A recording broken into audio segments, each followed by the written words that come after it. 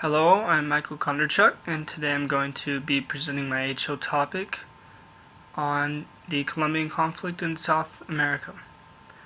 My research question I have is, how has global strategy played a role in the Colombian conflict and helped to reduce global insecurity? I'm going to start by showing the demographics of Colombia. Colombia is a republic located in South America, south of the United States, south of Panama, north of Brazil, as seen in this map.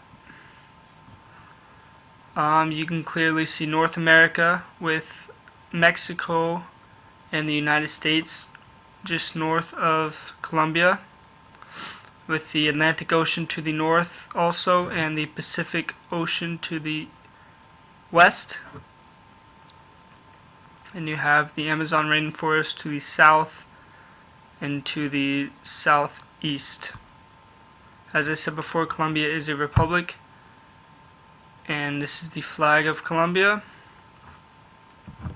Internal development within Colombia quickened after 1905 with a large growth of coffee exports. Coffee is the most exported good in Colombia at the moment and all throughout Colombia's history. At the beginning of the 20th century, 3% of the world coffee exports was from Colombia, and by 1923, 10% of the world's exports for coffee was from Colombia. Colombia was affected by the Great Depression in the 30s.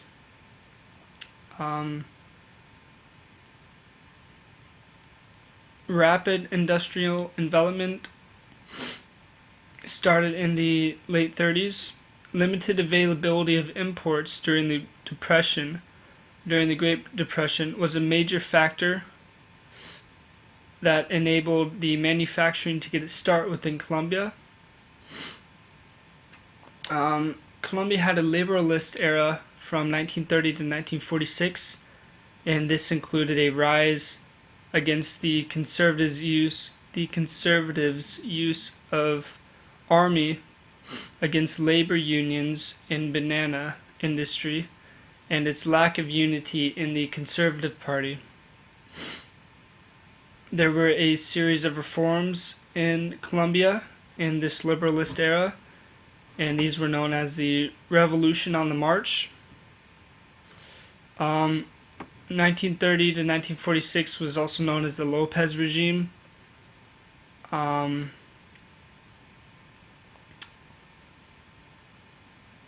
most important act of the Lopez regime established effective occupancy as the legal basis for tenure, and that was passed in 1936. And this upholded rights of thousands of peasant squatters against the claims of landowners who have been holding land without using it productively.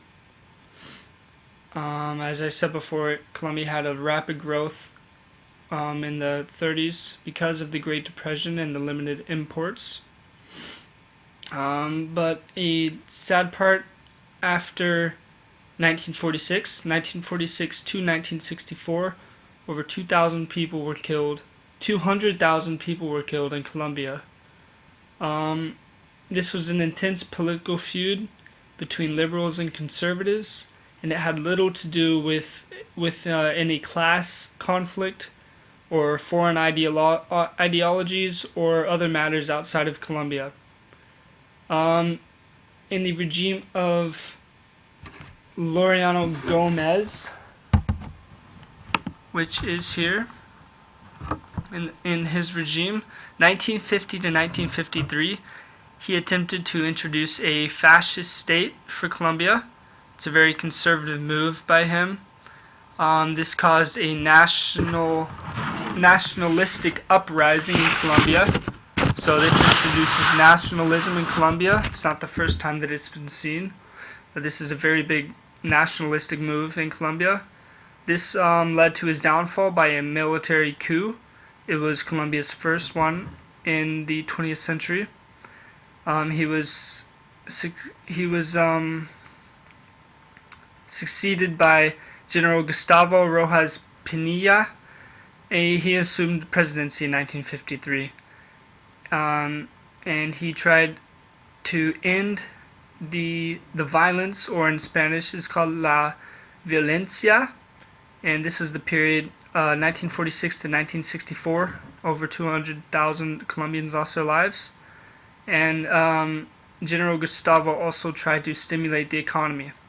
In 1958, he was taken over by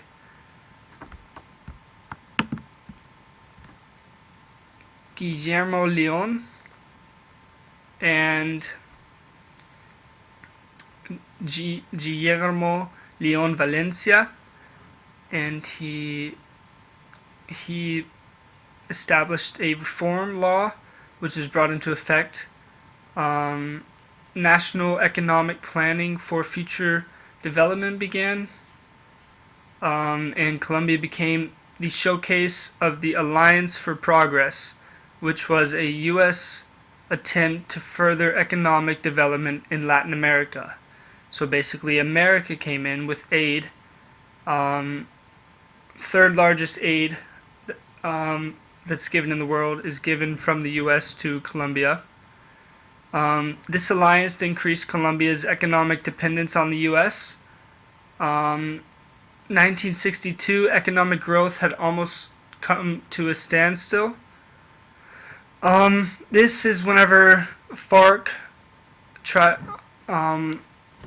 this is actually whenever FARC came into existence. FARC is a very leftist group, leftist Marxist group. FARC is a group made up of Colombians who want to separate Colombia from U.S. ties. They want to have their own territory. They fight against the government. They kidnap and take hostages. Mainly people in high power they take, but they also do take hostage and murder random citizens for ransom, just for power.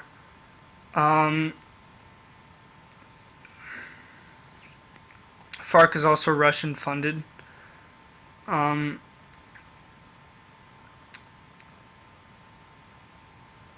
Pablo Escobar is a very well-known terrorist, or was a very well-known terrorist in Colombia. He was actually like a Robin Hood.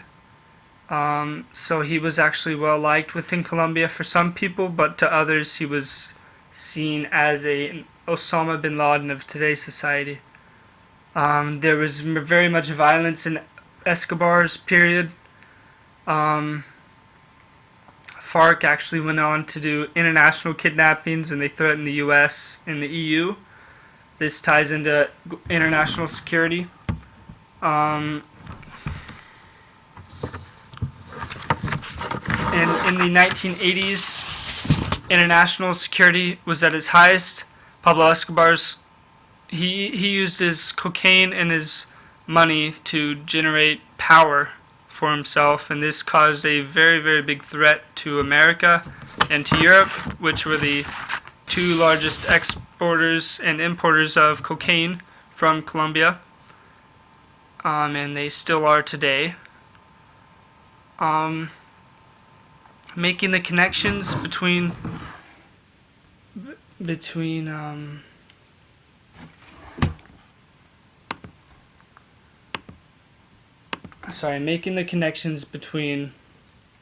war and illegal trafficking is clear. In the Colombian conflict, there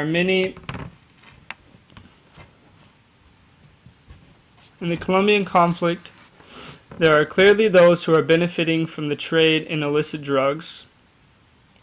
They cannot continue their trade if there's a resolution in the conflict, so they need a conflict in order for that trade to persist. Whether you're a terrorist or a drug runner or a person who is actually trafficking in humans, you actually have to use the same techniques. whether it's trying to get false documents in passports or, more importantly, trying to figure out how to channel money.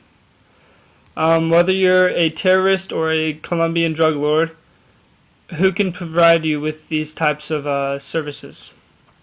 If you think about that, these are the ways that terrorists are trying to come into the U.S. and how to actually fund their operations. Also, when we do a public designation of a group, you really want to be able to shut down all of their operations financially around the world. This is why Escobar was so hard to stop, because he had so much money all around the world, and it was very hard to stop him because he was so powerful.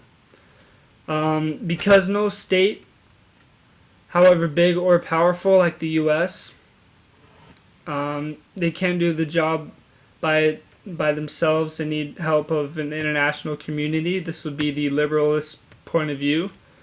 The realist point of view would be, oh, let's take the superpower of the world right now, USA. The realist view would be that USA could send their troops into Colombia and fight FARC, even though FARC is mainly been fought using guerrilla warfare.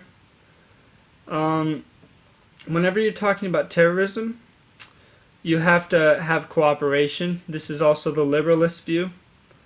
When you're talking about narcotics and narcotics trafficking, and when you're talking about weapons of mass destruction, you're talking about the need for states to have control systems all around the world because of the ease of transmission of this stuff.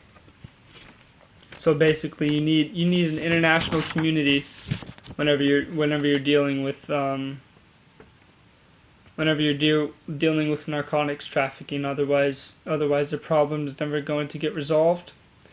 The United Nations is nothing very much more than a combination of the members that make it up.